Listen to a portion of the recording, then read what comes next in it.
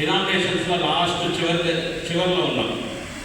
మన ఐడెంటిటీ కోల్పోయాము, మన యొక్క ఆత్మీయమైన స్థితిని కోల్పోయాము, మన ఐక్యతను కోల్పోయాము.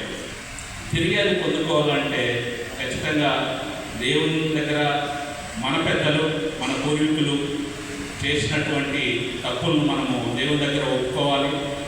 తర్వాత దేవుణ్ణి మనము అడగాలి. ప్రేమ లేకుండా, ఐక్యత లేకుండా క్రైస్తవత్వం అనేది లేదు. యేసయ్య మొదటిగా మనకు నేర్పించింది కూడా ప్రేమ, యూనిటీయే.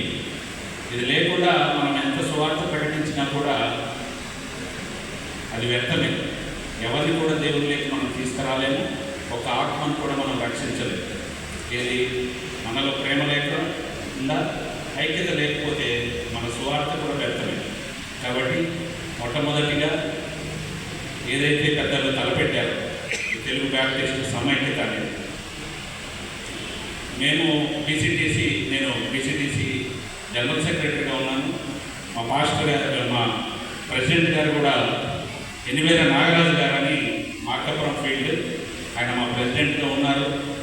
అతి కొద్ది మంది మన సమావేశం యొక్క ఉన్నతమైన స్థితిని చూసిన వాళ్ళలో అతి కొద్ది మంది మాత్రమే ఉన్నారు మన మధ్యలో. కానీ ఇప్పుడున్న బ్యాప్టిస్ట్ సమాజంలో బ్యాప్టిస్టులు అంటే ఈరోజు ఏదో మనము ఇన్ని సంఘాలు ఉన్నాయి, ఇంత జనాభా ఉంది అని చెప్పేసి మనము అనుకుంటున్నాం. కానీ ఒకప్పుడు ప్రభుత్వానికి ధీటుగా మన యొక్క శక్తి సామర్థ్యాలు, మన యొక్క ఆస్తులైతేనేమి ప్రభుత్వంతో, ఆంధ్రప్రదేశ్ ప్రభుత్వంతో ఈక్వల్గా ఉంటుంది. ఆ రోజు ఒక జీసీ మెంబర్ అంటే ఒక ఎమ్మెల్యే కంటే కూడా, ఒక ఎమ్మెల్యే అన్న ఒక నియోజకవర్గానికి, కానీ ఒక జీసీ మెంబర్ అంటే కొన్ని నియోజకవర్గాలకు ఒక రిప్రజెంటేటివ్గా ఉన్నాడు. ఆ రోజు ఎస్టీబీసీ ఆ రోజు మన సమాజానికి అంత గొప్పగా ఒక వెలుగు వెలిగినటువంటి ఇది. అయితే కాలక్రమేణా నాయకత్వంలో వచ్చినటువంటి లోపాల ద్వారా, లేకుంటే మన నాయకులు ఫెయిల్ అవడం వలన మనకి ఈరోజు మనం రకరకాలుగా విడిపోయి ఉన్నాం. తిరిగి దేవుడు ఒక ప్రణాళికతో మన మధ్యకు ఒక ఎక్కడి నుండి అయితే మనకు సువార్త మిషనరీస్ను అందించారో అక్కడి నుండే మన మధ్యకు ఈరోజు ఒక సేవకుని డేవిడ్ విద్యాసాగర్ గారిని మన మధ్యకు వాళ్ళు పంపించడం జరిగింది. వారు ఎంతో భారంతో చాలా కంఫర్ట్ జోన్లో ఉండేవారు.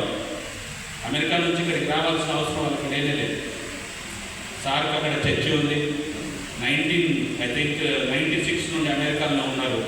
తిరిగి ఇండియాకి రావాల్సిన అవసరం లేదు. కానీ దేవుని ప్రేమను బట్టి, తెలుగు బ్యాప్టిస్టులను మీద ఉన్నటువంటి ఒక ప్రేమను బట్టి అయ్యగారు ఒక దర్శనం దేవుడిచ్చి సమైక్యత ద్వారా మళ్ళీ ఐక్యపరచాలని చెప్పేసి అయ్యగారు మన మధ్యకు వచ్చిన్నారు. కాబట్టి రాబో రోజులలో ఒకటి మనమందరం కూడా బ్యాప్టిస్టులు అనే ఒకే ఒక దీంతో పాస్టర్స్ అయిన వారు ఈ సంఘాలలో, ఈ బోధనలు కూడా ఇది చెప్పాలి. మనం ఏదో ఈ ఫీల్డ్, ఈ వర్గము, ఆ గ్రూపు, ఫస్ట్ మనమందరం కూడా యేసయ్యకు చెందిన వారము, ఆ తర్వాత బ్యాప్టిస్టులు. కాబట్టి ఈ యొక్క ఒకటే టార్గెట్, బ్యాప్టిస్టులు అందరం కూడా మనం ఒకటే. మన దేశంలో ప్రజెంట్ ఉన్నటువంటి పరిస్థితులను చూస్తే ఐక్యత లేకపోతే మనం ఏం చేయలేము. ఇప్పుడు ఉన్నటువంటి ఎక్కడో ఒక మినిట్ అంటుంది ఒక ఆత్మీయమైన స్థితి, అది కూడా కోల్పోతుంది. ఇప్పుడున్న పరిస్థితులు మీకు అందరికీ తెలుసు.